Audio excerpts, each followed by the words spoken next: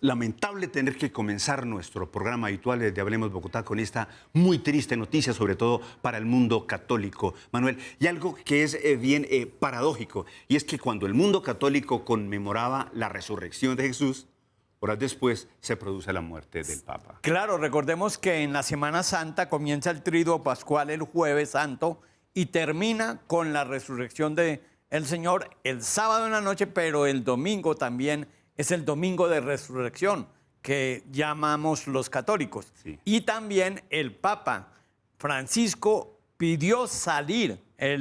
Le aconsejaban que no saliera ante el Vaticano, público, ante la plaza de San Pedro, pero él pidió salir y su último mensaje fue Felices Pascuas. Como un presentimiento. Escuchemos ese mensaje del Papa Francisco, sus últimas palabras al mundo.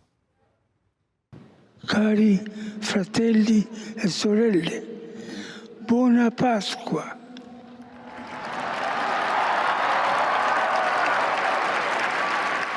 Il maestro delle cerimonie di leggere il messaggio.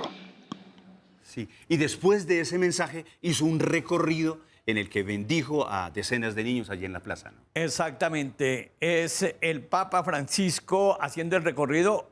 Tal vez nadie pensaba que sería su último recorrido por la plaza de San Pedro, el último recorrido con vida del Papa Francisco. Papa Francisco, recordemos, es argentino, el nombre de él es Jorge Bergoglio, el nombre de, no sé si llamarlo de pila. En 1992 es exaltado por Juan Pablo II como obispo en Buenos Aires. A los 3 años fue designado cardenal.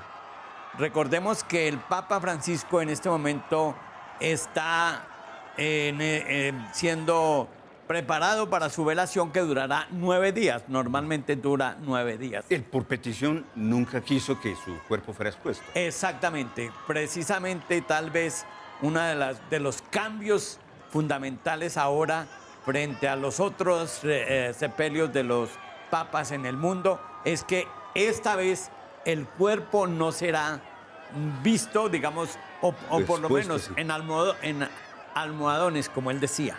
Exactamente. Es decir, el Papa siempre fue una de sus peticiones, jamás hacer un morbo con la muerte, ¿cierto? Exactamente. Además, recordemos que el Papa Francisco, los papas siempre utilizan botines rojos, zapatos rojos. Él dijo no y quiso hacerlo siempre con zapatos negros. Bueno, Manuel, esa es la noticia que le está dando la vuelta al mundo y que ya en minutos vamos a tener reacciones sobre lo que ha significado la muerte del Papa. Sobre este tema estaremos yendo y viniendo en esta emisión de Hablemos Bogotá, que hoy se centrará en un tema que tiene que ver con las localidades y los grandes problemas que aquejan a las comunidades en los barrios. Antes, en minutos vamos a tener contacto con el padre Gabriel Naranjo, ¿cierto? Que fue una de las personas del miembro de la comunidad vicentina, muy conocido por Manuel, entre otras cosas, y que fue muy estudioso de la vida del Papa Francisco. Ya vamos a tener en minutos su reacción, pero vamos a estar ya con nuestro programa el día de hoy y tiene que ver con las localidades, el corazón de Bogotá. Así hemos denominado a nuestro programa. Ya ha llegado el secretario de gobierno. El doctor Gustavo Quintero está acá ya presente en los estudios del Canal Capital.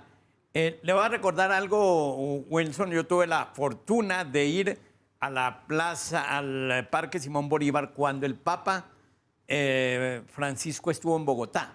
Fue el 6 de septiembre hasta el 13 de septiembre, estuvo en Colombia.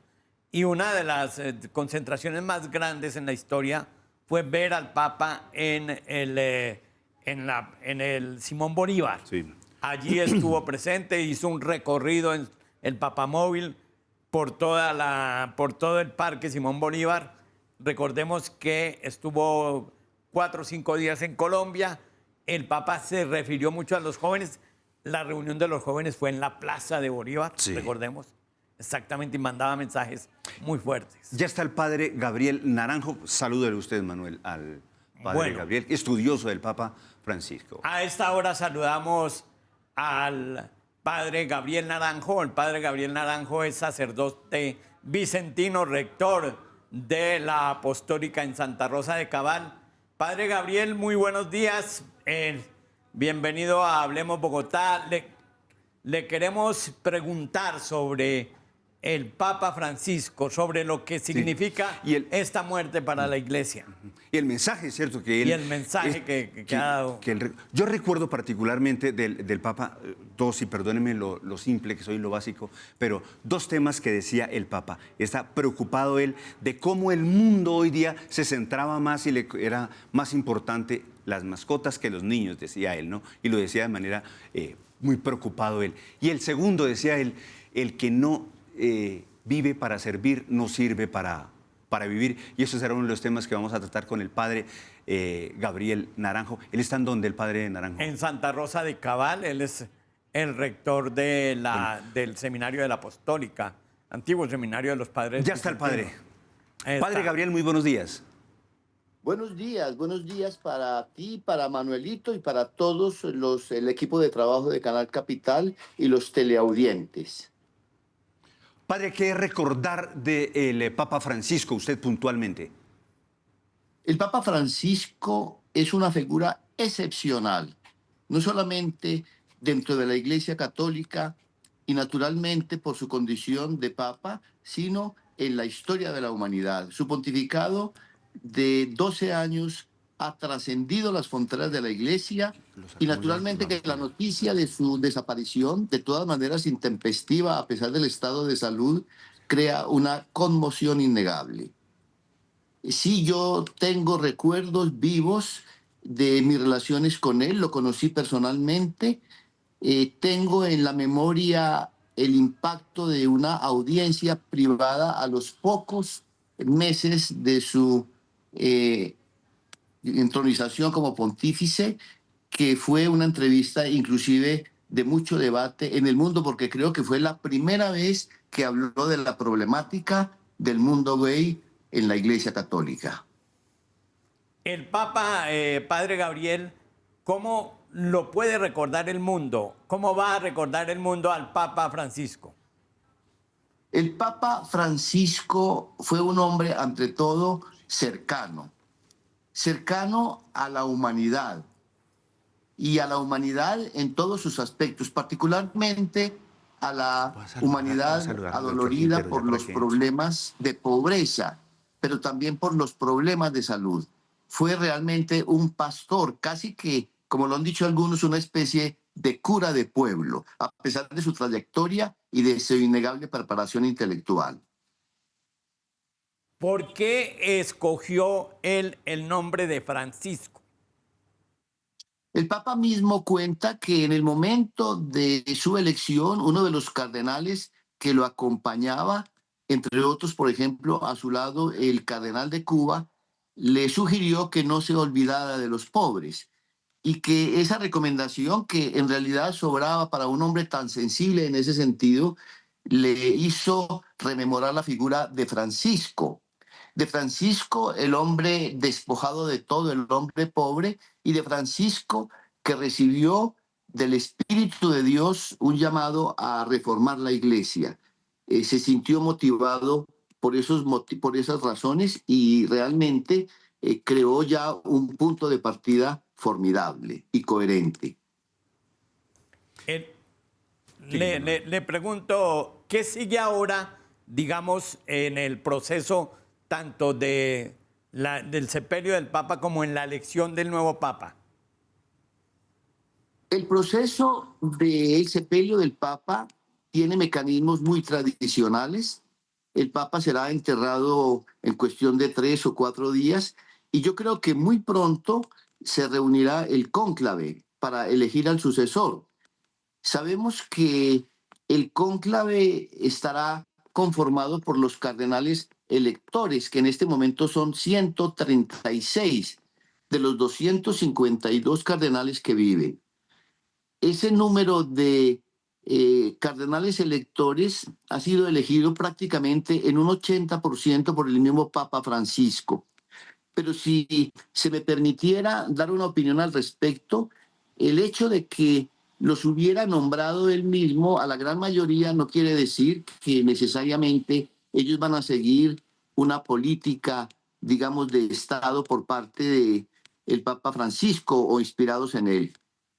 No necesariamente, porque los motivos de esos nombramientos van mucho más allá de las determinaciones políticas. Creo que seguramente será un hombre que en realidad refleje la visión del Papa y que mantenga una línea de renovación como la que él ha impulsado. Padre, ¿quiénes van a participar por Colombia en ese cónclave? Nosotros tenemos dos cardenales vivos. El cardenal Rubén Salazar Gómez, desafortunadamente él ya tiene más de 80 años de edad, y lo digo porque ese realmente era un papable en su tiempo, y es un hombre todavía muy lúcido. Y va un cardenal joven, el cardenal Luis José Rueda, que es una persona excelente y que en realidad refleja muy bien la sensibilidad pastoral y la preocupación por los problemas sociales y los pobres del Papa Francisco. Él mismo acaba de decir en una entrevista que él no es papable en el sentido de que no lo considera posible, dice él, por no tener perspectivas de formación y de experiencias universales. Lo dice él mismo. Pues Padre Gabriel, le agradecemos mucho esta conexión con usted, de que nos haya hecho un perfil del Santo Padre y nos haya informado sobre todo lo que sigue de ahora en adelante en la elección del nuevo Papa. Muy amable, muchas gracias. Buenos días y gracias. Buen día. Buen día.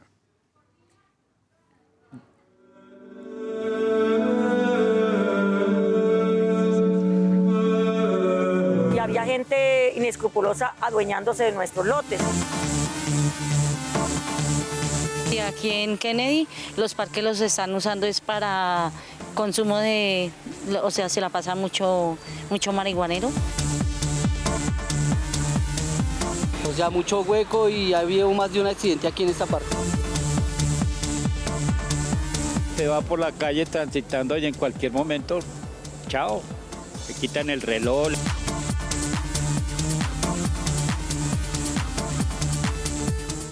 Vamos a estar yendo y viniendo sobre el tema, la noticia que le da vuelta al mundo, que es la muerte del Papa Francisco. El tema central hoy de Hablemos Bogotá, también el que teníamos previsto, tiene que ver con las localidades en Bogotá. ¿Qué está pasando con ellas? Ellas que son el corazón de la ciudad. La inseguridad, la malla vial, los andenes, el espacio público, los servicios al ciudadano. ¿Qué están haciendo los alcaldes locales? ¿Están agobiados por responsabilidades? ¿Hay que limitarles las tareas para exigirles más? ¿Y qué pasa con las inversiones, con el presupuesto, con el llamado presupuesto participativo? ¿Hay corrupción? ¿Algunos pocos están ganando esos contratos? ¿Quién los revisa? ¿Quién los audita? ¿Qué pasa con tantas obras abiertas en los barrios? ¿Qué está haciendo la Alcaldía Mayor? ¿Qué hace el Consejo de Bogotá? Estamos preguntando, no estamos asegurando.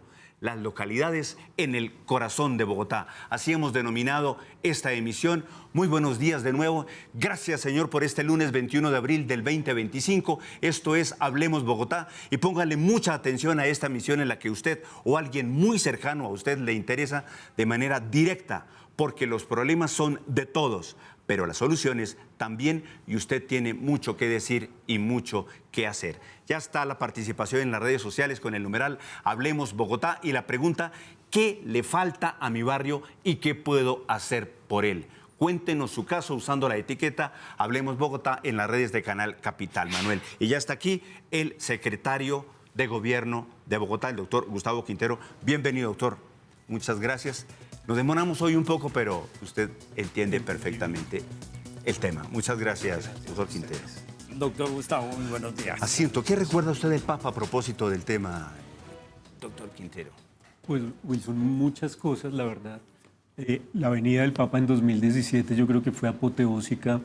Ver a la gente llenar la calle 26 una y otra vez, porque pasó varias veces por ahí.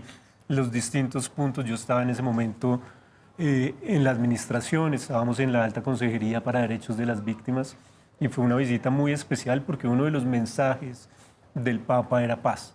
Entonces, para nosotros fue muy importante, pero además, desde la Secretaría de Gobierno nosotros manejamos los asuntos interreligiosos Y hay que decir algo, y es que este papa si promovía algo, era la conversación entre las distintas creencias y religiones. Entonces, era un referente no solamente para el catolicismo, sino para las distintas religiones y los distintos líderes religiosos.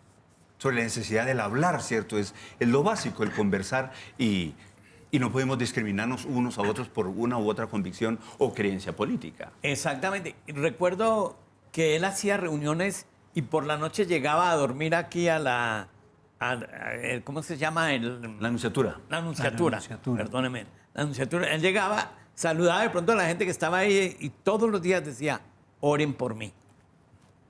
Y tuvo un encuentro con víctimas, ¿no? Tuvo encuentro con víctimas, con distintos actores. Era un papa muy social. Yo creo que otra de sus grandes enseñanzas es esa vocación y entrega en el servicio. Cuando vino a Colombia lo demostró plenamente. Y fue uno de los papas, tal vez el que más habló del cambio climático. Tiene inclusive una encíclica sobre el cambio climático, Winston. Pero, en fin, y hablaba sobre el tema de las diferencias, el tema de la conflictividad en las que están las comunidades, y ese también es nuestro tema central el día de hoy, doctor Quintero, para el que lo hemos invitado a este tema de las localidades. Vamos a comenzar a ver los gráficos que van a resumir cómo son estos temas, lo que tiene que ver, señor secretario, con el tema de qué está pasando en las localidades y los presupuestos, ¿no? Usted nos hablaba en alguna oportunidad de un montón de denuncias que tenían y demandas, y una de esas llevada a la Fiscalía General de la Nación. ¿Por qué son esas demandas, esas investigaciones, y por qué la de la Fiscalía puntualmente, mientras vamos con el tema, secretario? Bueno, yo creo que son muchas cosas. Lo primero que hay que decir siempre cuando uno habla de alcaldías locales es que yo creo que una de las tareas más difíciles en Bogotá es ser alcalde local, porque las herramientas con las que cuenta, los dientes con los que cuenta un alcalde local son muy pocas y las obligaciones son muchas. Sí. Tiene muchas responsabilidades, tiene muchas... Están agobiados de esas tareas, ¿cierto? Que era lo que decíamos en un comienzo, secretario. Y esto es lo que hemos planteado para tratar de desarrollar en nuestra emisión las localidades, que son el corazón de Bogotá, la seguridad, la ejecución presupuestal que están haciendo ustedes, la gestión, ¿verdad? La gestión policiva, el espacio público, infraestructura local y la política social, ¿verdad? Hay un trasfondo, ¿no? El Estatuto Orgánico de Bogotá le da responsabilidad a los alcaldes locales, pero además plantea una figura en la ciudad de desconcentración. Una desconcentración que yo creo ha sucedido a medias, porque sí se desconcentraron las obligaciones, pero no completamente las herramientas para cumplir con esas obligaciones. Entonces, no tienen las suficientes herramientas, pero además el proceso de elección es bastante complejo y eso también a veces dificulta. Sí. Nosotros como administración arrancamos el 1 de enero. Un alcalde local arranca más o menos 6 meses después su labor cuando sale bien. Eso significa que arranca no solamente 6 meses después, sino su plan de desarrollo también arranca 6 meses después. Es decir, eso hace que el primer año, puntualmente el 24, fue de transición. Es una transición. Exactamente, es un primer año de transición y ellos no tienen entonces los 4 años que tiene la administración, sino que su gestión llega casi hasta el primer año de la siguiente administración. Por eso dice usted, este debe ser el año de resultados. Exactamente, este es el año de resultados y de transformación. Ya hay 18 en propiedad, 18 alcaldes locales, con el nombramiento último de la alcaldesa de la localidad de Usme, Marcela Pinilla, que incluso ya un concejal, Angelo Chevanato, demandó su elección, porque considera que hay fundamentos, papeles que no, dice él, que no son realmente los de ella. ¿Ustedes están tranquilos con la elección que hicieron de la doctora Pinilla? Son decisiones muy difíciles. Cada decisión de un alcalde local implica una revisión jurídica profunda, tener en cuenta todas las denuncias. Hay denuncias públicas, pero también a nosotros nos llegan denuncias por distintos canales. Las investigamos todas antes de hacer un nombramiento. Evidentemente, y ya nos ha pasado en 2 casos, nos toca revisar incluso cuando sale el nombre publicado, porque alguna información que nos llega nueva nos hace reconsiderar la decisión. Acá lo importante es tomar una decisión que le sirva a las localidades y que les sirva a la administración distrital. Pero usted ya lo decía, es decir, los alcaldes locales tienen tantas responsabilidades, tienen que estar de manera presencial en 40 entidades aproximadamente ellos. ¿Y sabe cuántas funciones tienen? 172 funciones, ¿no? Esas son las formales. Las formales. Sí. Más todas las otras funciones, porque siempre que pasa algo en una localidad, el primero que llega es el alcalde local. ¿Podemos decir que esta es una profesión de alto riesgo?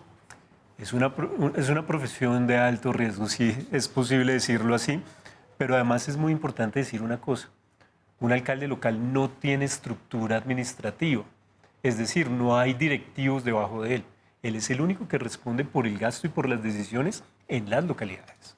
Por ejemplo, en una gobernación en Colombia tiene tantos habitantes como los puede tener una localidad en Bogotá. Ellos tienen una estructura administrativa. Así es. Alguien en el Consejo precisamente comparaba el tamaño que tiene una localidad con el departamento del Cesar. En ese caso me acuerdo mucho. Pero yo lo que le decía es, claro, pero en el Cesar el gobernador tiene 9 secretarios.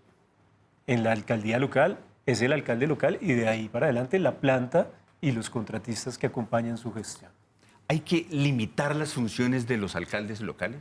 Yo creo que hay que reconsiderar todo el ejercicio y saber hasta dónde deberían llegar los alcaldes locales. Nosotros tenemos una tarea gigantesca y además una cruzada, y es cambiar la imagen de las alcaldías locales, porque el debate político siempre se centra en lo malo, y eso hace también que haya una ruptura y una desconfianza de la ciudadanía hacia el alcalde local, cuando los alcaldes locales también aportan muchas cosas a la gente, a las comunidades. Recientemente se hizo una reforma al Estatuto Orgánico para supuestamente acabar con la corrupción en las localidades. Ese fue el espíritu de la ley en su momento, en la reforma del Estatuto Orgánico. ¿De qué ha servido esa reforma? Muchísimo. Yo celebro y valoro mucho ese esfuerzo que se hizo porque realmente ha traído cambios significativos.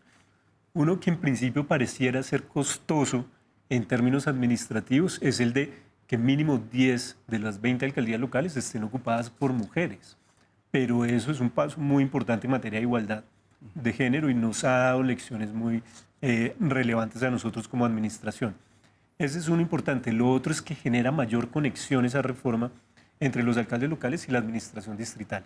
Tenemos que ser un mismo equipo y a veces esa desconexión era muy grande. Hoy en día trabajamos muy de la mano y desde la Secretaría de Gobierno estamos muy encima de la gestión de los alcaldes locales. El tema del presupuesto, y usted hablaba en esos debates sobre malas prácticas. ¿A qué se refiere puntualmente que hay malas prácticas en las alcaldías locales? Históricamente ha habido malas prácticas en las alcaldías locales precisamente por la falta de herramientas, pero también por la falta de ojos que hay sobre la gestión de los alcaldes locales. Nosotros hicimos unos acuerdos con los alcaldes actuales y dentro de esos acuerdos está, por ejemplo, reducir al máximo el número de convenios. Los convenios básicamente son una forma de contratación casi directa en donde no necesariamente la contraparte es idónea o en donde lo que pasaba era que se firmaban unos convenios gigantescos donde con quien se firmaba tenía tareas y responsabilidades en materia de medio ambiente, de adulto mayor, de infancia, de género, y eso al final lo que hacía era diluir la responsabilidad y que las tareas no estuvieran orientadas a resultados. Entonces, ¿qué ha pasado con esos convenios ahorita? 41% de reducción en el primer año. Emitimos este año una directiva que permite que los convenios se tienen que... Hay convenios que son importantes, pero tienen que pasar primero por una revisión de la Secretaría de Gobierno, de la Secretaría Jurídica y de la Secretaría General. Es decir, hoy en día la contratación no es directa de los alcaldes, sino hay una revisión previa en la Secretaría de Gobierno. En la firma de convenios tienen que solicitar a la Secretaría de Gobierno, a la Jurídica y a la General un concepto para poder firmar el convenio. Ya vamos a ir con los concejales. Ellos tienen unas denuncias también delicadas sobre el tema. Vamos a hablar también con el diálogo que hemos tenido con las comunidades en los barrios. Vamos a hablar de este tema. Usted puede ayudarnos a entender, secretario, de qué estamos hablando. Las disposiciones legales básicas. ¿Qué está haciendo la alcaldía, su oficina puntualmente? El seguimiento a la ejecución, la asistencia en la contratación y el apoyo interinstitucional. De eso es lo que estamos conversando en este momento justamente, ¿no? Bueno, pues la Secretaría de Gobierno siempre ha tenido a través de la Subsecretaría de Gestión Local y de la Dirección de Gestión y Desarrollo Local un seguimiento constante a la labor de las alcaldías. Sin embargo, sentimos que necesitábamos más herramientas. Sí. Y creamos 3 instancias a costo de verdad bastante reducido, pero muy efectivas. La primera es la unidad de transparencia para hacerle seguimiento a los procesos contractuales y tener claridad de qué es lo que se está contratando. Todavía nos hace falta avanzar en ese sentido, pero eso es precisamente lo que nos ha permitido reducir el número de convenios, revisar algunas cosas que pasaban en licitaciones, etcétera. ¿Qué han encontrado hasta ahí, hasta el momento? Básicamente hemos logrado reducir malas prácticas y vamos a hacer que los convenios, que los contratos que se firmen en las alcaldías locales tengan mucha más orientación a resultados, que los recursos se usen de una manera más eficiente. ¿Y eso no ha generado resistencia de pronto de algunos sectores? Porque se tocan muchos callos. Mucha resistencia, pero también mucha gente apoyando. Eso ha sido bien importante. Y es mucha gente apoya los cambios que queremos hacer en las alcaldías locales. En el caso de estas alcaldías, ustedes tienen vigilancia sobre los convenios directamente, pero en el caso de las licitaciones, por ejemplo, de malla vial, que es donde más ruido se hace, ¿qué ven ustedes? Pues por ahora estamos buscando 2 cosas. La primera es que haya transparencia en los procesos de licitación. Evidentemente ahí hay unas estructuras construidas que tenemos que entender muy bien para saber cómo irlas desmantelando de a poco, las malas prácticas existentes, y los procesos de licitación tienen que ser absolutamente limpios, públicos, y tienen que ser transparentes a los ojos de la ciudadanía. Eso es lo primero. Lo segundo, acompañar los procesos de planeación y de diseño de las mismas licitaciones para entender de qué se trata, cómo se orientan y cuál es el uso que se le quiere dar a los recursos. Porque no es solamente cómo se contrata, sino también cómo se ejecutan los contratos, en donde tenemos que estar muy pendientes. Nos hablaba entonces de la unidad, esa primera entidad. Sí. Las otras 2. Las otras 2, una unidad de gestión y reacción, que básicamente lo que busca es lograr que lo que hace un alcalde local se vean resultados, porque a veces la gente no siente qué hacen las alcaldías locales, la gente no sabe para qué funcionan las alcaldías locales, y nosotros necesitamos alcaldías que le resuelvan los problemas a la ciudadanía y que ayuden a hacer que el día a día, la cotidianidad, sea mucho mejor. Para eso es esa segunda figura. Y la tercera es el gabinete local, que surge a partir de la modificación que se hace de la 1421 en la 2116, y básicamente lo que crea es un órgano, una instancia en donde yo como secretario de gobierno me siento con representantes, directivos y asesores de las distintas entidades del nivel central y resolvemos problemas que no se han resuelto en cada una de las localidades de la ciudad. Gabinete local, pero hay participación, digamos, de las mismas personas de la comunidad, ¿o no? ¿O esto es un gabinete con las entidades del distrito? El gabinete local depende directamente del gabinete distrital. Es decir, tienen silla todas las entidades del gobierno central. Me siento yo también como secretario de gobierno presidiéndolo y recogemos inquietudes de las comunidades, de los alcaldes locales y de las juntas administradoras locales. Aquí estamos conversando el diseño para alinear a todos los actores. ¿Qué se ha hecho sobre el tema de manera puntual, secretario? Bueno, distintos espacios para revisar contratación, lo seguiremos haciendo. Nuestra meta es que este año, por ejemplo, en materia de convenios, todo sea muy claro, fácil de explicar, que la gente lo entienda y además muy eficiente. Eso es lo primero. Lo segundo, mejorar licitaciones en tiempos, en publicación y en ejecución de los contratos adjudicados. Nos hemos encontrado con los alcaldes locales porque yo les pedí 7 cosas. Ellos conmigo firmaron unos acuerdos de gestión y así es que yo los voy calificando cada cierto tiempo. Si me cumplen con los 7 propósitos que acordamos, en materia de derechos humanos, de gestión, de ejecución, ellos es como la libreta de notas. Así yo voy calificando y sabiendo cómo van. ¿Y el que no cumpla, se va? El que no cumpla arranca un proceso de revisión efectivamente y la persona que no lo esté haciendo bien, como todos en la alcaldía del alcalde Carlos Fernando Galán, pues nos tendremos que ir si no nos sale la tarea.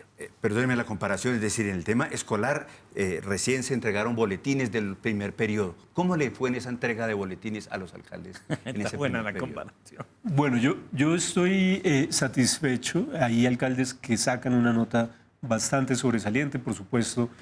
Hay algunos que saben que tienen que mejorar la gestión, que saben que tienen que mejorar los procesos de contratación. Y una cosa que nos pidió el alcalde Carlos Fernando Galán, y es, tenemos que estar en las calles. Alcalde local que no esté en las calles con la gente es un alcalde local que no representa lo que el alcalde Carlos Fernando Galán quiere para los locales. ¿Qué fue lo que dijo en el discurso de posesión el 1 de enero del año pasado cuando dice, este va a ser un gobierno en la calle, de la calle? ¿Estamos cumpliendo con ese propósito?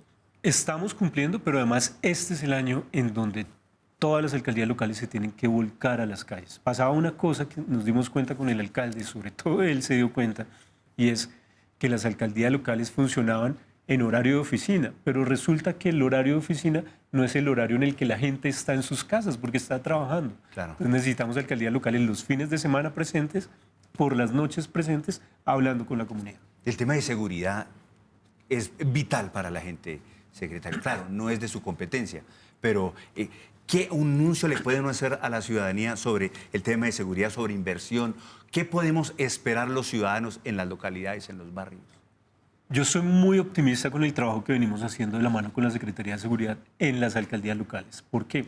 Porque hay un recurso que surge de las alcaldías locales y que se orienta a temas de seguridad.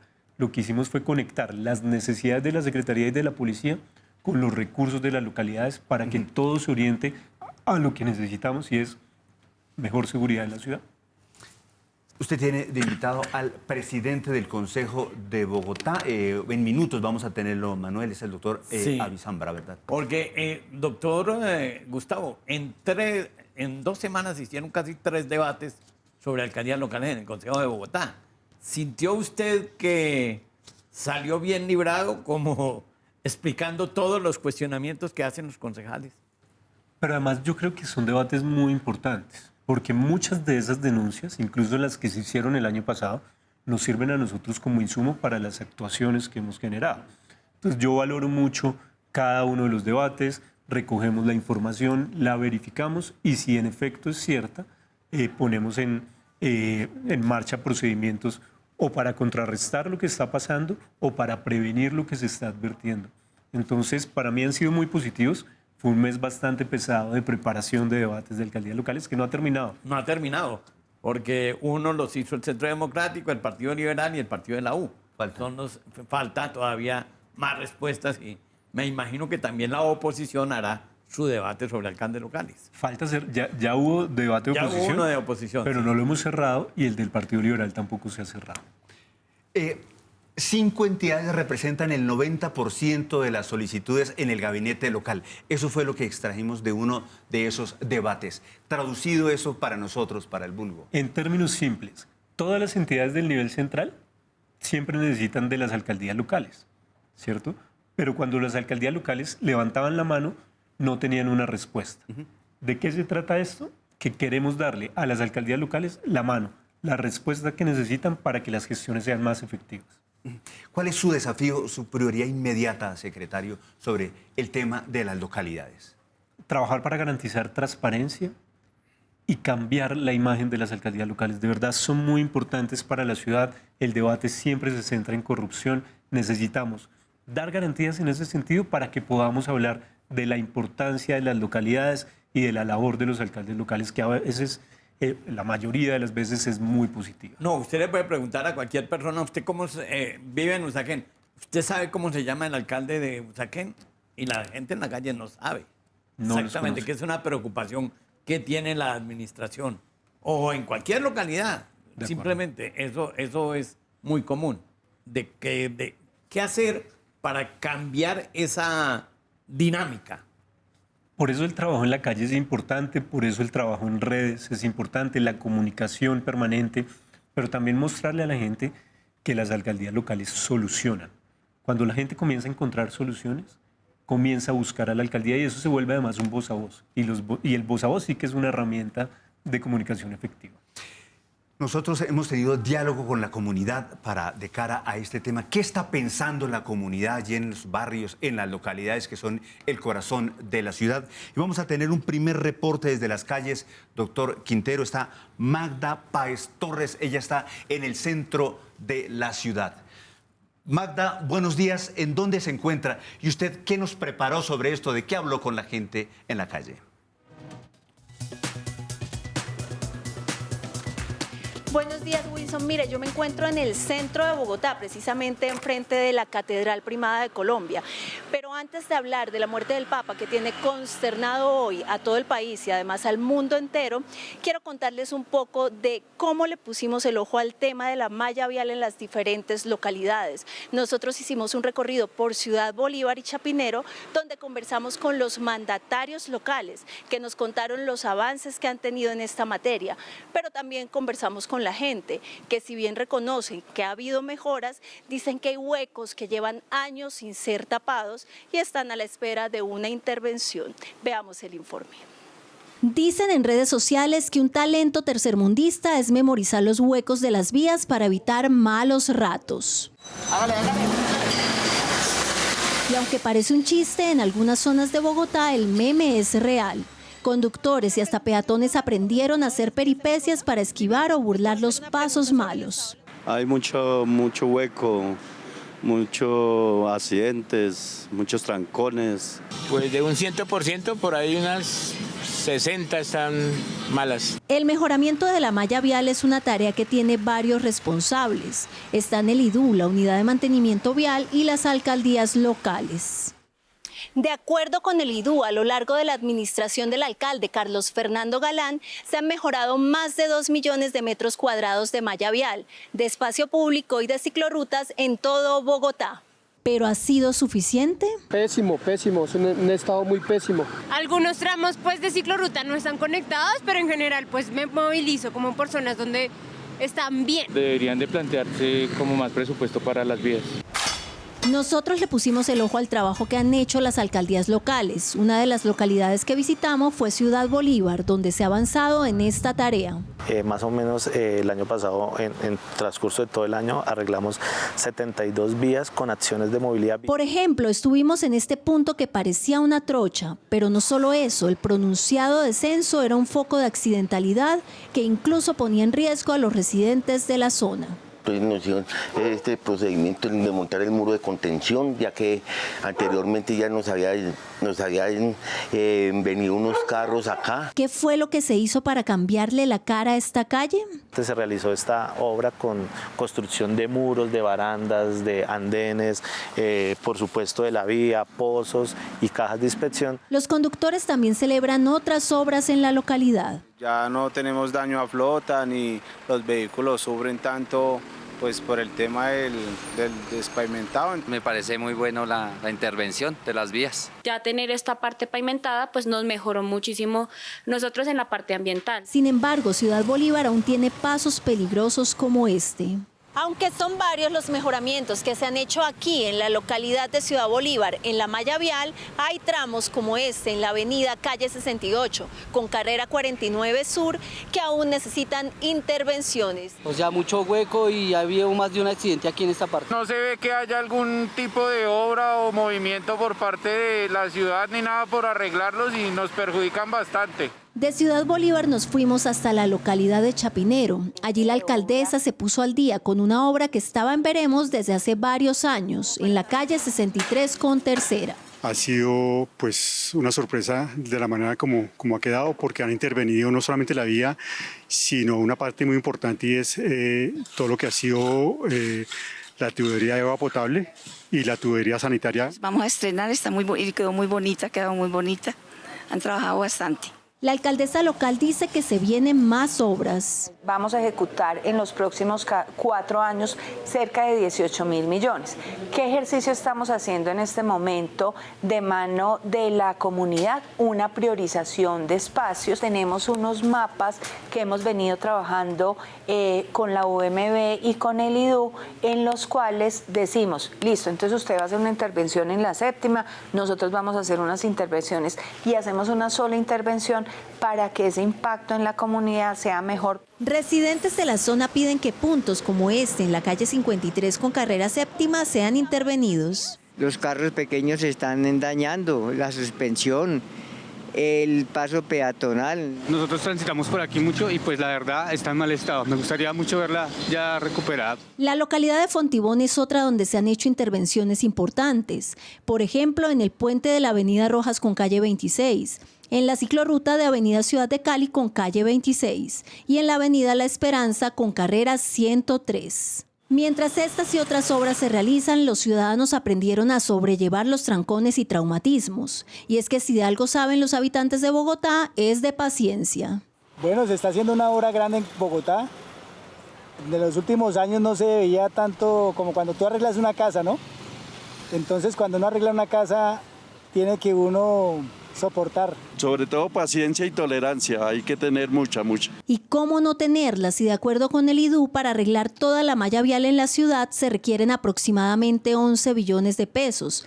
Afirman que por la alta inversión se necesitarían cerca de 3 administraciones seguidas para tapar todos los huecos de Bogotá. No obstante, la máquina tapahuecos sigue a todo motor porque cada reparación cuenta para que los habitantes de Bogotá tengan un alivio en las vías y en su rutina diaria. Hay que decir que la alcaldía de Bogotá le ha declarado la guerra a los huecos. Sin embargo, esta es una tarea de largo aliento. De acuerdo con el distrito, el año pasado se taparon más de 26.000 huecos en toda la ciudad. Vías como la autopista norte, la carrera séptima y también vías secundarias en algunas localidades han sido intervenidas. Los ciudadanos esperan que se sigan haciendo estas reparaciones que van a beneficiar tanto a conductores como a peatones. Vuelvo con ustedes, Wilson, Manuel. Muchas gracias. Paciencia, dice la gente, y de veras que es loable la paciencia de los bogotanos, ¿o no, frente al tema, secretario? No, los bogotanos tienen una paciencia gigante y se los agradecemos, porque además es una ciudad que está en obra y que va a continuar en obra. Toda la intervención del metro sobre la Caracas, por ejemplo, es algo que tenemos que trabajar de la mano con la comunidad, con los barrios, pero también todas las obras que se vienen haciendo desde el IDU. Y justamente en ese sentido, y aprovechando un poco la nota, si ustedes me lo permiten, hay una cosa que yo creo que es una buena noticia. Y es, estamos trabajando de la mano con el IDU y de la mano con la Unidad de Mantenimiento Vial para que desde los fondos de desarrollo local la focalización y la ejecución de las obras se haga de manera conjunta. Ya el IDU está demostrando que el modelo que tiene de acción funciona y por eso desde los fondos de desarrollo local les dijimos, unámonos, hagamos equipo y la instrucción del alcalde Galán es esa. Ustedes son uno frente a la ciudadanía. Resuelvan el problema conjuntamente. ¿Cuántos frentes de obras tienen en este momento? Más de 1.200 frentes de obra. Y en las localidades, además, tenemos, solamente por poner un ejemplo, en Engativá vamos a hacer 60 segmentos viales entre febrero y agosto. Sí. Secretario, es decir, usted dice ahorita es la comunidad la que se debe vincular y meterse con esas decisiones para determinar cuál es la obra que me van a hacer a mí en mi barrio. Hay 3 formas en las que se hacen obras en las localidades. La primera, pues evidentemente porque es la mirada estratégica de los alcaldes locales. La segunda, por participación ciudadana. Las comunidades pueden definir qué obras se hacen en la localidad en materia de malla vial. Y la tercera, que es el cambio que queremos hacer, porque conecta con la focalización que hace el IDU y que hace la unidad de mantenimiento. Ustedes seguramente veían en las localidades antes obras que no tenían ninguna conexión. Se hacía la calle, pero alrededor todo seguía destapado. Lo que nosotros queremos es que eso no siga pasando y que las obras se hablen entre unas y otras. Que se terminen las obras también. Y que se terminen, eso es fundamental. Porque tenemos muchas destapadas. Y hay a esta hora una invitada especial, la doctora Sandra Forero, Manuel. Sí, la doctora Sandra Forero fue, en este momento es concejal de Bogotá, pero fue la primera en hacer un debate a las localidades haciendo una denuncia muy específica y es sobre una especie de acuerdos para comprar a través de Colombia Compra Eficiente. Eso le sirvió un poco a la Secretaría de Gobierno para entrar a corregir lo que denunciaba la doctora Sandra. Doctora Sandra, con los buenos días, ¿es en este momento garantía lo que está haciendo la Secretaría de Gobierno frente a la contratación en las localidades? Buenos días. Hola, muy buenos días. Un saludo, Manuelito, a Wilson y a los televidentes y al secretario de Gobierno, Gustavo Quintero. Efectivamente, el año pasado, por unas denuncias que me llegaron, hicimos una investigación bastante minuciosa y lo digo en este tono porque fue muy difícil encontrar la trampa, pero la encontramos. Y efectivamente, a través de una modificación, o más que como una intervención en lo que son los pliegos tipo de Colombia Compra Eficiente, se estaban direccionando contratos en las alcaldías locales. Este fue un tema que arrancó tal vez en el 2020. Nosotros hicimos la medición del 2020 al 2023 y logramos evidenciar cómo mediante la modificación del formulario 1, con unas notas que incorporó Colombia Compra Eficiente como temas extraordinarios, se volvieron bastante usuales, y así lo que se hacía era romper completamente la transparencia, la posibilidad de mayores oferentes, que es lo que se busca en la contratación pública, que haya pluralidad de oferentes, y se restringía la participación de estos oferentes. Hay cifras que son muy dicientes, pasamos de tener 60 oferentes a que en algunos procesos llegaban solo a quedar 20 oferentes, y cuando se abría el sobre económico quedaba reducido a 3 o 2 o un oferente. Tengo que decir que nosotros encontramos esta mala práctica, la enviamos o la notificamos a Colombia Compra Eficiente solicitando que en la versión 4 de los pliegos se restringiera esta posibilidad, es decir, se cerrara esa fisura por donde se estaba haciendo la trampa. Colombia Compra Eficiente no quiso hacer ese ajuste.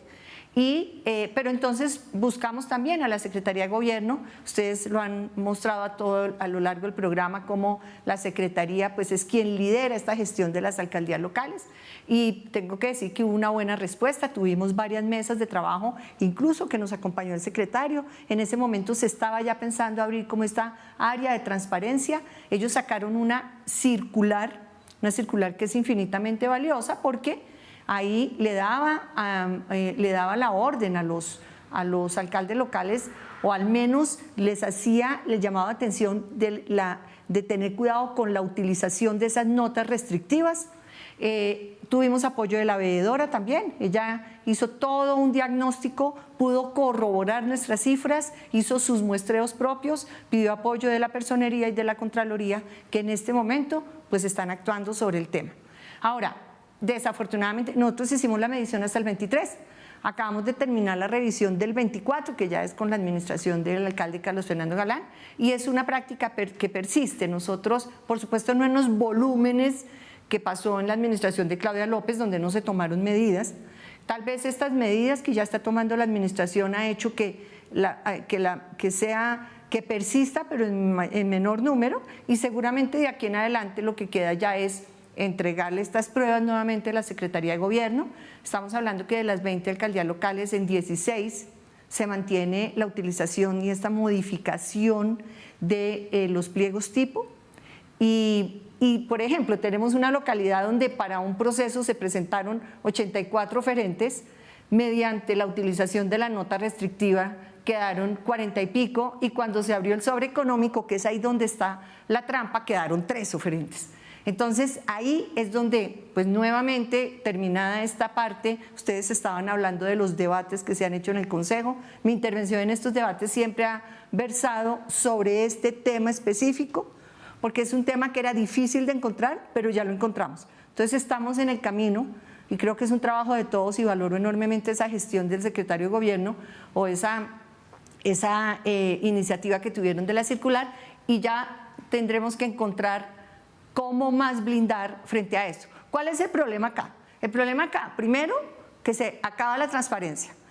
No se permite la pluralidad de oferentes, pero hay una cosa que es muy grave además, que se asigna mediante la trampa, y de todas maneras esos son contratos que después tienen adiciones, que con la trampa sí están trabajando el tema del presupuesto, y ya con esto después tienen el problema de atacar o de hacer adiciones que no son tampoco transparentes.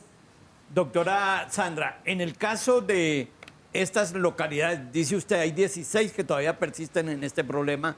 ¿Hay una reducción, considera usted, frente a lo que estaba pasando antes, o todavía esas prácticas están muy enquistadas? Pues mire, decir de 16 de las 20, pues no es una buena noticia. Es decir, persiste en la mayoría de las localidades. El tema aquí es que se ha disminuido el volumen de contratos en los que se utiliza esa modificación o esas notas restrictivas del formulario 1.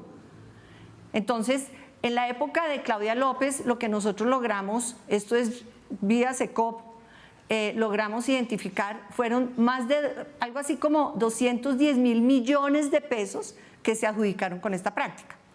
Ahorita estamos hablando que encontramos esto en 37 procesos, pero cosas como tan de bulto, por ejemplo, que en una sola, de 84 oferentes, terminamos en uno.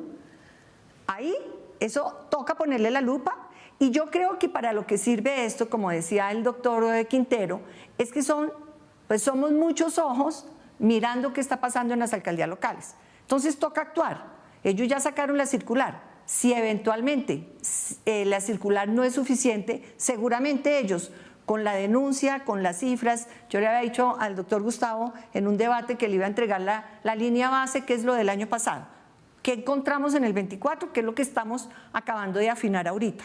Para entregarles a ellos, que son quienes pueden actuar. Nosotros como concejales lo que podemos es denunciar, investigar, hacer ese trabajo juicioso de mirar exactamente qué es lo que está pasando. Procederemos nuevamente a acudir a la veeduría, a la personería y a la contraloría. Pero lo que sí tengo que decir es que ahí se les acabó el tema de poder direccionar la mayoría de la contratación. Ahorita estamos hablando de una minoría de la contratación y seguiremos trabajando hasta que lleguemos a cero, al menos, así como el gobierno distrital ya lo hizo con los convenios. Nosotros vamos a seguir trabajando en el tema de la modificación o manipulación de los pliegos tipo, para que vayamos poco a poco llegando a cero en estas prácticas corruptas y garantizar que los recursos del distrito, que claramente son sagrados, sean bien ejecutados. Y sobre todo, poner la lupa en donde las alcaldías locales no están haciendo la tarea de manera transparente y correctamente. Hay muchas otras cosas para hablar de las alcaldías locales, pero por ahora estamos concentrados, o al menos en mi caso, mi curul está concentrada a blindar inmensamente, profundamente, este tema de la manipulación de los pliegos tipo. Muchos ojos de gato como los que tiene usted allí, su mascota, doctora Sandra. Muchas gracias por estar con nosotros esta mañana aquí en Hablemos Bogotá. Vitales los puntos trascendentales que usted ha tocado en esta mañana. Gracias de nuevo, doctora Sandra. Muy a amable. ustedes, muchas gracias, un saludo al doctor Gustavo y a ustedes y a los televidentes. Su comentario frente al tema, doctor Quintero. Bueno, decía Manolito que nos ayudó un poco. Yo diría que el trabajo que hizo la concejal Sandra Forero nos ayudó muchísimo, porque es que son minucias. Lograr identificar esos detallitos en los procesos contractuales es complicadísimo. Ella hizo un trabajo muy juicioso, muy serio y muy riguroso que nos sirvió a nosotros y que, por supuesto, nos seguirá sirviendo.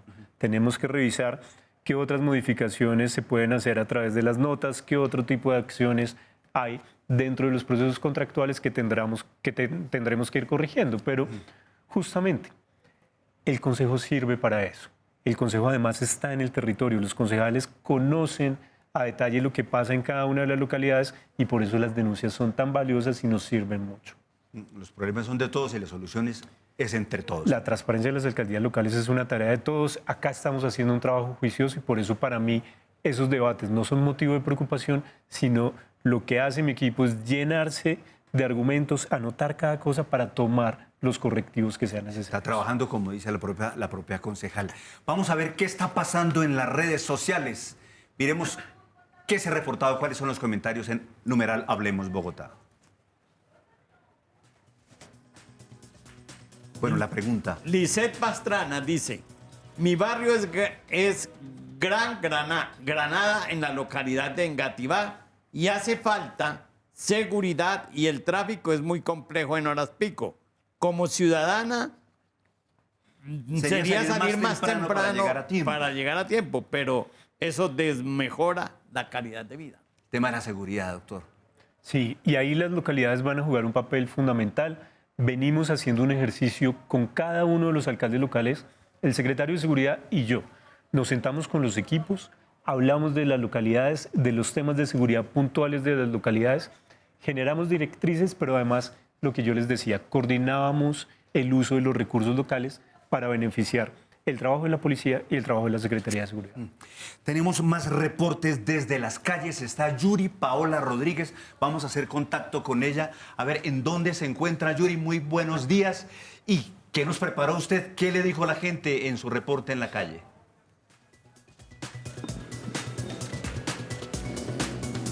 Muy buenos días, Wilson. Pues nosotros nos encontramos aquí en la localidad de Kennedy, donde inicia una de las calles más rumberas aquí en el sur de la ciudad, precisamente aquí sobre la avenida 1 de Mayo, al frente del centro comercial Plaza de las Américas. Pero si ustedes se dan cuenta, en la parte de atrás está una zona residencial que lo separa únicamente un pasaje peatonal. Y es que nosotros hicimos un recorrido por algunas localidades como la de Kennedy, Antonio Nariño y Ciudad Bolívar para conocer cuáles son esos problemas que aquejan a los ciudadanos. Y no solo nos encontramos que el problema de la perturbación del ruido es uno de ellos, también el tema de la tenencia responsable de animales de compañía y el tema de los parques que se han vuelto foco de inseguridad y delincuencia. Veamos en el siguiente informe cuál es la percepción que tienen los ciudadanos. Y a la mujer que yo no tanto en esta tierra, le pido perdón. Así se observan y se vive en algunos barrios de Bogotá. El tema principal es el ruido total toda la noche hasta altas horas de la noche. Te puedo estar diciendo que casi amanecidas, 4 o 5 de la mañana. Y si ya salen del establecimiento, rematan ahí al frente en el carro a todo volumen. Para muchos, la perturbación por ruido se convirtió en un verdadero dolor de cabeza. Se nos ha convertido en un problema la situación del ruido de los vecinos, con música a altas horas de la noche y no solamente en la noche, sino también en el día. ¿Cuál es la complicación? Que, digamos, por ejemplo, muchos de los residentes del conjunto trabajamos de forma virtual. Y es que la mayoría de los conflictos de convivencia tienen que ver con vecinos ruidosos o, en el peor de los casos, con los establecimientos de entretenimiento nocturno. Podemos llegar a una zona que esté priorizada por las dinámicas de alto impacto en ruido a realizar un control de los establecimientos que estén en funcionamiento en ese momento. Se han evidenciado algunos establecimientos de comercio que exceden los límites de volumen. Kennedy es la segunda localidad después de Suba que presenta más quejas por perturbación y molestias por ruido, por lo que la alcaldía viene realizando operativos de inspección, vigilancia y control. En lo corrido del año hemos realizado 28 operativos que nada más tienen que ver con el control de ruido y por supuesto hemos atendido aproximadamente 150 visitas de manera directa para ofrecer también estas herramientas y este insumo. En este momento nos encontramos haciendo un ejercicio técnico de control de ruido, donde la alcaldía de Kennedy usa esos aparatos denominados sonómetros. Estamos haciendo una evaluación para establecer cuál es el impacto del ruido que genera el establecimiento de comercio sobre un receptor o un afectado. En estos momentos estamos viendo que la medición de ruido está sobre 72 decibeles y que está superando la norma establecida por la Organización Mundial de la Salud. Y aunque las autoridades locales vienen realizando una tarea titánica, hay quienes se burlan de las normas. Señor alcalde, cuéntenos cómo funciona esta nueva figura de sindicatos. Los sindicatos per se no son malos, sino es la mala forma de cómo se utiliza este concepto por algunas personas jurídicas que convierten sus discotecas y sus bares en sindicatos para evadir los controles de la policía y de la alcaldía, así como para evadir los horarios de estos establecimientos de comercio. Otro de los temas que preocupa a la comunidad es la inseguridad en los parques, donde los delincuentes le han arrebatado a niños y niñas sus espacios recreodeportivos. Esta mañana preciso iba sacando a la niña al colegio y habían chicos fumando marihuana y madrugan, digo que madrugan literal a fumar. Sí, hay pues personas que fuman y uno pasa con sus hijos y el olor. Y aquí en Kennedy los parques los están usando es para consumo o sea, se la pasa mucho marihuanero. Ante esta problemática, el distrito viene adelantando intervenciones de mejoramiento y embellecimiento de parques. Y había gente inescrupulosa adueñándose de nuestros lotes y pues digamos quitándole la diversión a nuestros niños, formando, digamos, esto se formaban focos de inseguridad y primero que todo se recuperó junto con la alcaldía y con seguridad que nos ayudaron a hacer una jornada de embellecimiento. La idea es que la comunidad se apropie de estos espacios, los cuales por estar solos, abandonados, en muchas ocasiones son utilizados por las bandas o personas que se dedican a actividades delictivas en la localidad. A estos problemas por convivencia se le suma uno más, el de los animales de compañía. Bueno, la Corte Constitucional ha repetido en distintas sentencias que la tenencia de animales de compañía hace parte del ejercicio de dos derechos fundamentales: el derecho al libre desarrollo de la personalidad y a la intimidad familiar. En ese sentido, las administraciones de los edificios no pueden vulnerar ese derecho y no pueden imponer normas de convivencia que impidan la tenencia de animales de compañía. No obstante, también nosotros tenemos que cumplir estas normas que impidan que generen afectaciones a los vecinos o a los animales de los vecinos o a las zonas comunes de las propiedades horizontales. Las dos más importantes que hay acá es como el manejo de las excretas. Hay personas que no las recogen, también con la raza de manejo especial, que no lo sacan con collar, sin bozal, y ocurren accidentes. Y ante la pregunta cómo actuar si es uno de los afectados por estos tipos de conflicto, las autoridades recomiendan acudir a la vía del diálogo o la persuasión. De no ser efectiva, pueden emprender acciones legales. Bueno, y ante estas problemáticas lo que se sugiere es tener primero una comunicación directa entre los implicados. Si esto no funciona, tener la mediación de la administración o de la Junta de Acción Comunal para luego pasar a las autoridades locales como corresponde, las alcaldías locales de cada localidad, y en caso de que no, irse por la vía legal. Sigan ustedes con más información en estudio. Gracias, Yuri. Se tocaron varios temas ahí, secretario. El tema de los parques y el consumo de drogas ahí. ¿Qué anunciarle a la ciudadanía? Bueno, ahí hay varias cosas. Lo primero que creo que es muy importante es los gestores del orden. Los gestores del orden también nos van a ayudar a tener presencia institucional en distintos lugares. Si un parque está abandonado, si no hay gente que lo habite, que lo use, pues evidentemente el consumo sí lo va a utilizar. ¿Qué queremos nosotros? Que la institucionalidad esté presente, mande mensajes de confianza para que la gente se sienta segura saliendo al parque, se sienta tranquila, diga, ahí hay unos funcionarios de la alcaldía, yo puedo salir con mis hijos a utilizar el parque de manera adecuada. Sí. ¿Cuándo van a estar esos gestores ya al aire? Ya ahora en mayo comenzarán a verse progresivamente los gestores del orden haciendo tareas de presencia institucional. Recordemos eso. Es más, presencia institucional, convivencia, lo que van a hacer los gestores del orden en la ciudad. ¿Cuántos inician?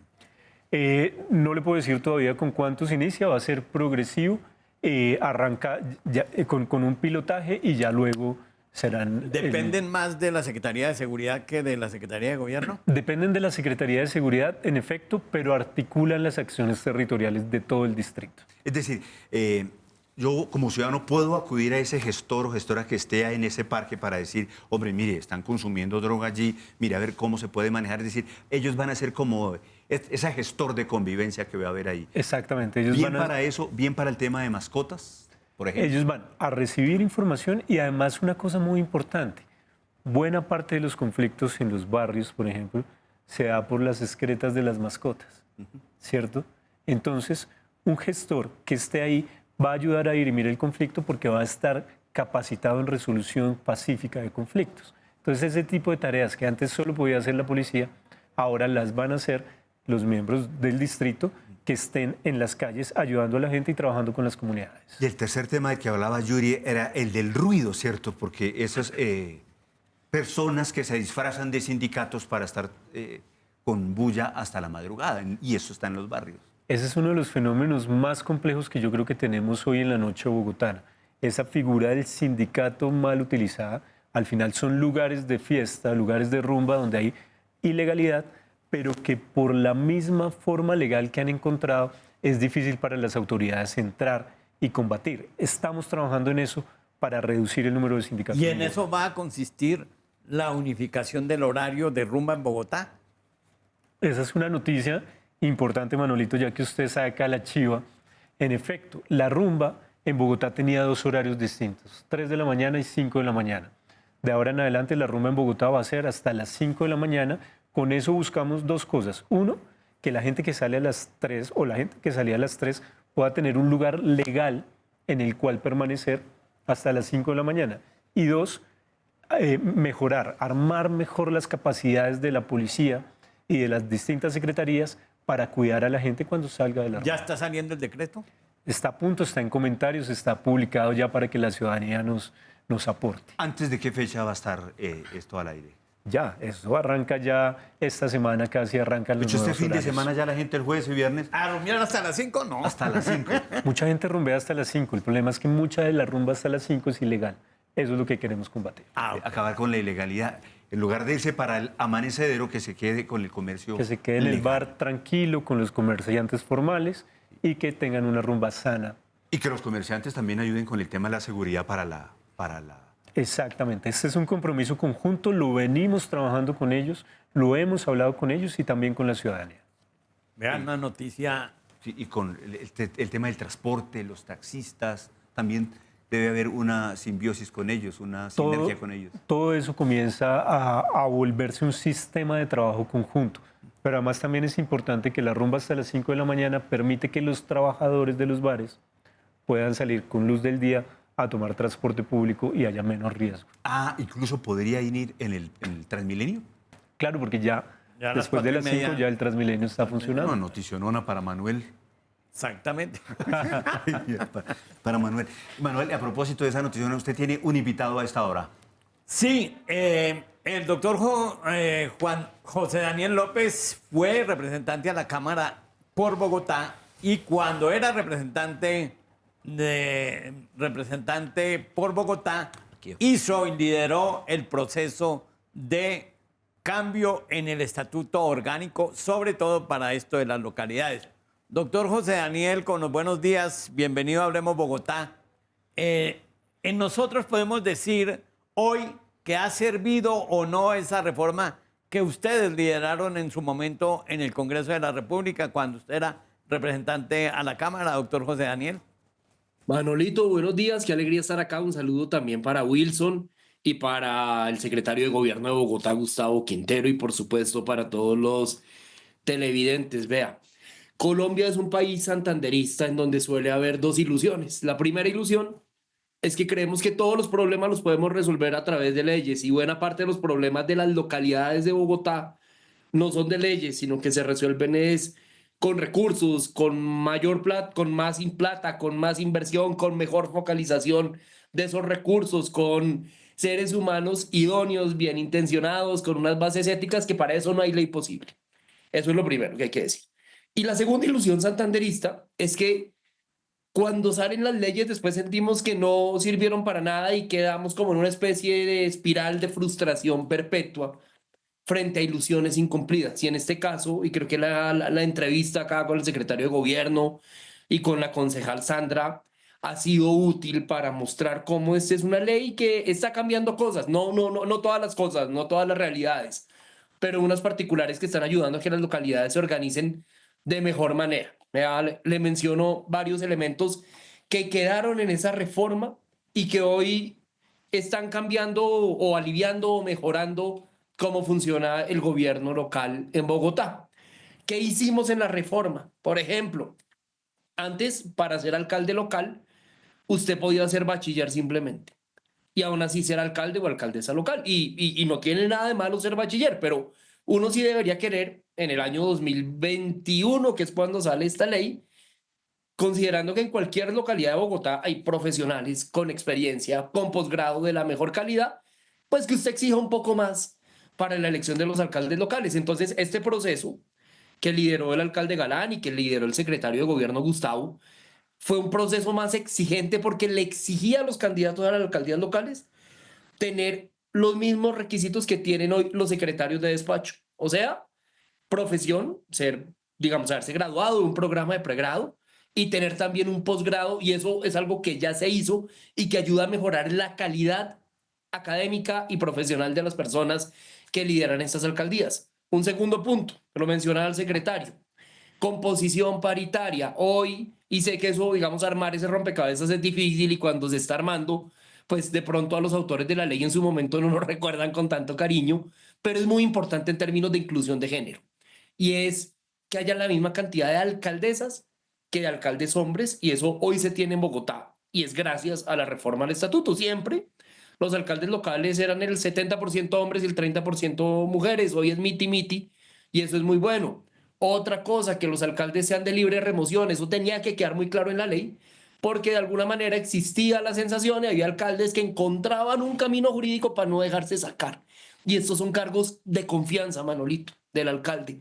Son cargos en donde la imagen y la seguridad jurídica también del alcalde, del secretario, del subsecretario se pone en juego. Entonces tienen que ser cargos de muy difícil nombramiento y de muy fácil remoción para que esa confianza en la gestión, en la transparencia, en los buenos resultados del alcalde tenga que refrendarse en el día a día. Otras cosas que se lograron, aumentamos en 20% el presupuesto de cada localidad, porque esto también es con dinero, dándole a las localidades, ya que no les pudimos eliminar más competencias, que esa es una frustración que me quedó, darles más plata para que puedan hacer más obras, para que puedan fortalecerse institucionalmente. Entonces aumentamos en 20% cada uno de los presupuestos de cada una de las localidades. Se estableció y supe que estaba por salir, o ya salió el decreto reglamentando esto, que los alcaldes locales van al gabinete de gobierno 2 veces al año. También se crearon los gabinetes locales, que la Secretaría de Gobierno también reglamentó en los términos que explicó acá el secretario, entre muchas otras cosas, para fortalecer también las juntas administradoras locales. Entonces, de pronto las leyes, para cerrar la respuesta a esta pregunta, Manuel, no es que sean varitas mágicas o abracadabra en donde el Congreso toca y la realidad se transforma automáticamente, pero fíjese que acá ha sido una serie de cambios muy concretos, muy puntuales, muy fáciles de explicar, que ayudan a que las estructuras del gobierno local funcionen mejor y por ende ayudan a que los ciudadanos vean mejores resultados por parte del gobierno que tiene a cargo estos territorios en Bogotá. Pues doctor José Daniel López, ha sido muy clarito lo que ha explicado y lo que, fundamental que ha sido esta reforma al Estatuto Orgánico. Lamentablemente, como decimos en televisión, el tiempo corre y pues estamos llegando ya casi al final del programa. Doctor José Daniel, muy amable por estar acá con nosotros. No, qué alegría estar acá. Un saludo a ustedes. Lo vamos a invitar de nuevo para seguir dialogando sobre el tema de Bogotá, que es el corazón de este programa. Secretario, ¿algún comentario sobre lo que dice el doctor López? No, yo realmente celebro el trabajo que hizo José Daniel López siendo representante de la Cámara. Esas modificaciones además de verdad le dan calidad al proceso de selección y a la gestión de los alcaldes locales. Además se requiere valentía para en el Congreso liderar un cambio al estatuto orgánico. Que lo intentaron más de una vez. Muchas veces. Entonces esto es de valientes y por eso yo celebro la tarea. Nos puso mucho más trabajo, pero lo hemos venido haciendo porque además, como se han dado cuenta, de esto se trata, de hacerlo entre todos. Óigame, secretario, yo le quiero hacer una pregunta que me dejó muy inquieto en el último debate. El doctor Rubén Torrado dijo, el señor Emilio Tapia está enquistado en la contratación en Bogotá, en la malla vial, y habló de localidades y de un señor de apellido Aldana que también decía el doctor Torrado, hizo parte del cartel de la contratación y es prácticamente como las sombras del cartel llegando de nuevo a Bogotá. ¿Ustedes saben algo de eso? Pues fue muy importante la denuncia del concejal Torrado porque además él se metió a la composición de cada una de las empresas que se presentan, de las que se presentan a los procesos licitatorios y encontró este tipo de cosas. Eso ya estamos investigándolo porque no podemos permitir que un personaje de este nivel vuelva a entrar a la contratación en Bogotá. Entonces estamos trabajando para intentar evitarlo. Por supuesto, los procesos licitatorios son abiertos, son públicos, pero si nosotros podemos impedirlo, vamos a hacerlo. Porque llama la atención que él estuvo metido muy en el tema de la contratación de la calle 26, ¿cierto? La defraudación que hubo allí, supuestamente estuvo con los jueces, después extrañamente apareció, se dijo, se rumoró, en los contratos de centros poblados y ahora también en las alcaldías locales. Dice uno, ¿qué está pasando aquí? Y le ¿cierto? ¿Le faltan ojos? Es que es una empresa, lo que descubre el doctor Torrado, que iba a estar con nosotros, pero lamentablemente el avión lo dejó. En el caso de Bogotá, centros poblados, una de las empresas está licitando en la localidad de Usme, creo. Sí, es la denuncia que él hace. Y son así, son minucias, son detalles que a veces los concejales, con el trabajo investigativo que hacen, logran identificar, nos denuncian y nosotros podemos proceder. Sí, un tema gravísimo. Como gravísimo también es el tema de la seguridad en Bogotá. Y sobre el tema estuvo indagando Mauricio Naranjo. Estuvo en las calles hablando con la gente. ¿Y qué encontró usted, Mauricio? Buenos días. Hola compañeros, gente madrugadora y los habitantes de la localidad de Santa Fe en el centro de Bogotá. Estamos justamente sobre la calle 19, un lugar que va a mostrarles nuestro camarógrafo, pues se dedica al comercio, que desde muy temprano está activo, y nos vinimos aquí porque quisimos hacer un recorrido para ver cómo está el tema de la seguridad. Y también estuvimos en Usaquén, donde encontramos a un grupo de personas, casi 400, que conformaron un frente de seguridad. Tienen claro que el tema de la seguridad nos corresponde a todos, que hay una corresponsabilidad. Así que los invito a ver el informe. Dicen que la unión hace la fuerza, que 4 ojos ven mejor que 2. Y ellos, los integrantes de este frente de seguridad en Usaquén, sí que lo saben. Hoy son 850 ojos cuidando su localidad.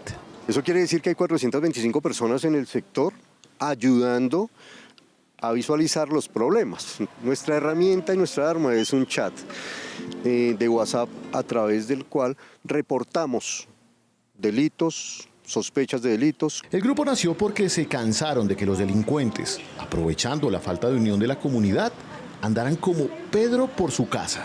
Escuchábamos en nuestras calles gritos de auxilio de mujeres, de hombres, y eran personas que eran atracadas. La necesidad nos llevó a hablar del tema, a reunirnos, a vernos como vecinos. Y eso, reconocer al que vive al lado, preocuparse por el otro, fue la clave. Nuestras reuniones lo primero que hacemos es decirnos, mire señora hacia su derecha, mire hacia su izquierda, salúdese y reconózcase como igual, como vecino, como parte de una comunidad. De la misma manera lo hemos hecho con la Policía Nacional. Al policía ya no lo consideran enemigo, sino aliado, un integrante más del chat.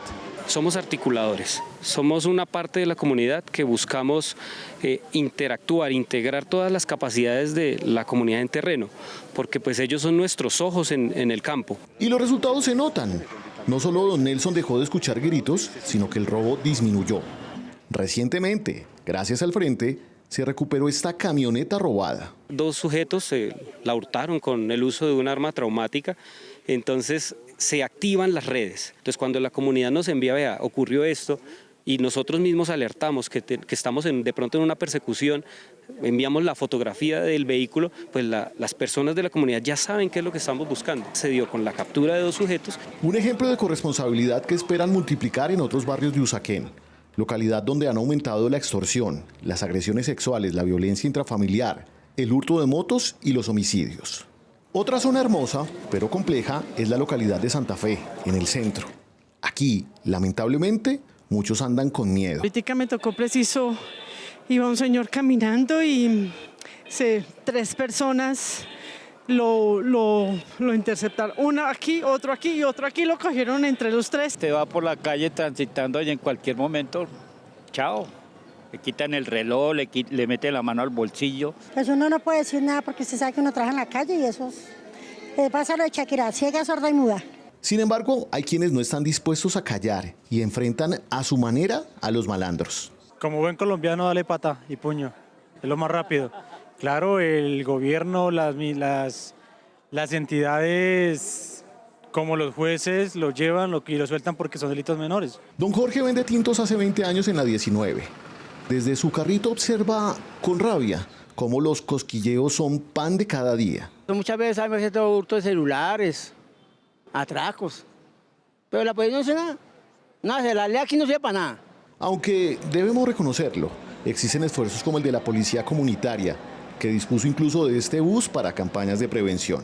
Realmente lo que muestra es un acompañamiento y un fortalecimiento a la convivencia y seguridad ciudadana. Según cifras reveladas por el Consejo de Bogotá en 2024, aquí en la localidad de Santa Fe hubo un importante incremento de delitos como la extorsión, que creció un 105%, la violencia intrafamiliar, que aumentó un 100%, y los homicidios, que subieron un 80%, al pasar de 50 asesinatos en 2023 a 90 el año pasado. En nuestro recorrido encontramos además bastantes habitantes de calle, como Jairo, quien, entre lágrimas, aconseja a los más jóvenes. Yo fui joven como tú y me enlajuné de un hábito. ¿Qué le dirías a los muchachos de hoy en día? No te agarren de la adicción. Él es Alejandro López, lleva mes y medio como alcalde de Santa Fe y, por supuesto, es consciente de los enormes retos que enfrenta. Tenemos un desafío gigante con San Bernardo. Lo que mucha gente se pregunta sobre San Bernardo es, ¿esto está fuera de control? O sea, ¿se le salió de las manos a las autoridades de San Bernardo?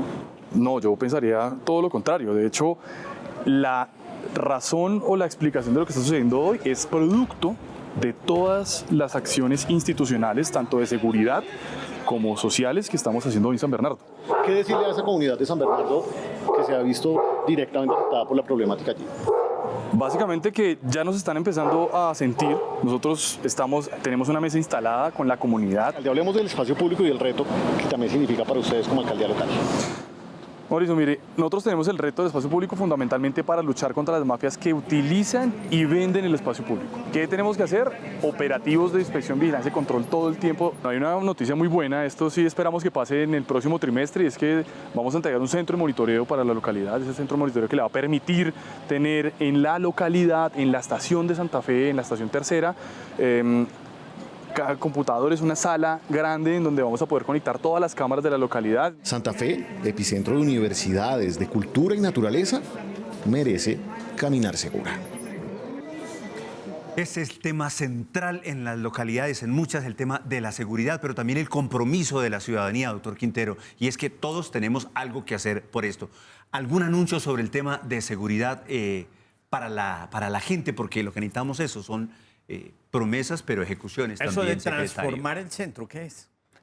Bueno, listo. Dos cosas. Uno, lo primero, ustedes no me creerían si yo les digo que en el último año la tasa de hurto en Bogotá ha disminuido. No es que estemos bien, tenemos todavía un desafío gigante, pero la tasa ha venido disminuyendo. Como bien lo decían en el reportaje, lo que incrementó en su momento fue la extorsión, ¿cierto? Y los homicidios. A eso también le tenemos que apuntar. Pero esto es de trabajo y no es solamente de resultados y de cifras, sino es también de decirle a la ciudadanía y hacer que la ciudadanía se sienta más segura. Ese es el trabajo más importante en el que tenemos que hacer énfasis nosotros durante todo este año y, por supuesto, seguir combatiendo hurtos, seguir combatiendo homicidios, seguir combatiendo extorsión, todos los tipos de hechos delictivos que generan inseguridad en la ciudad. Y lo otro que estábamos hablando era...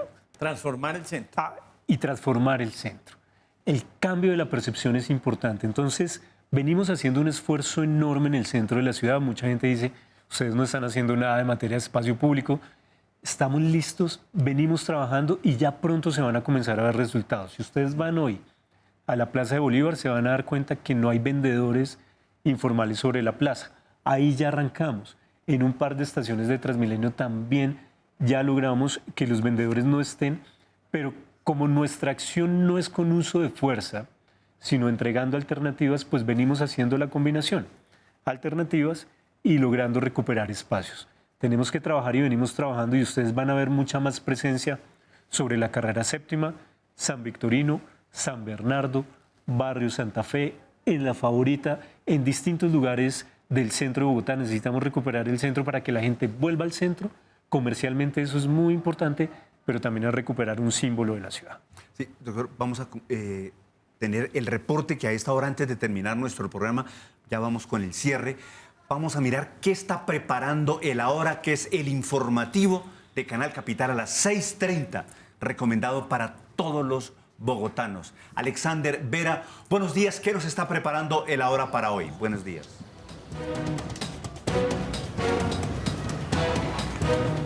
Un cordial saludo para usted y para todos los televidentes. Hoy a las 6:30 de la tarde en nuestra emisión central hablaremos de los preparativos del Vaticano para la convocatoria del cónclave luego de haber oficializado el fallecimiento del Papa Francisco. También estaremos hablando de la gran feria de servicios de la Secretaría de Hacienda, en la cual los ciudadanos podrán resolver todas las dudas en materia tributaria de Bogotá. Entre otras noticias también les tendremos, por supuesto, en nuestra emisión central. Recuerden que todo lo que sucede en Bogotá se lo contamos en Capital. Contamos en Capital. Tenía una pregunta para el secretario y es... Secretario, faltan 2 alcaldes locales en propiedad, Tunjuelito y Antonio Nariño. ¿Cuándo serán designados? Bueno, yo creo que esta semana ya estamos designando los 2 alcaldes locales que hacen falta. ¿De las ternas actuales? De las ternas actuales, sí, señor. ¿La toma de San Bernardo está en marcha? Venimos haciendo un trabajo en San Bernardo muy interesante, liderado además por la Secretaría de Integración Social, porque queremos darles enfoque social.